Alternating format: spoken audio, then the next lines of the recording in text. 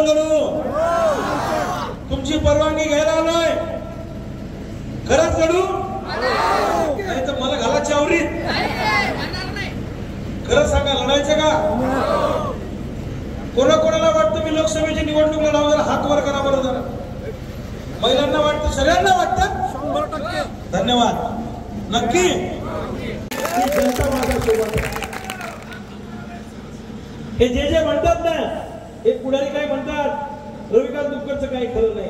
ज्याला वाटतं रविकांत दुबकरचं काही खरं नाही त्यांनी एकदा झोटिंग्यामध्ये येऊन एक नजर मारावी, माझं किती खरं आहे, माझं किती खोटं आहे. भावांनो, जर महा काही खरं नाही तर मग सकाळी उठल्यापासून रात्री माझं स्वप्न आहे, मी चळवळीत का आलो? जर ऊसवाले ऊसाला भाव घेऊ शकतात, ऊसावाल्याचं नेतृत्व करायला जर सोयाबीनवाला रविकांत दुबकर जाऊ शकतो, तर माझ्या सोयाबीन कापसाला भाव न्याय का मिळू शकत नाही? या भावनेनं मी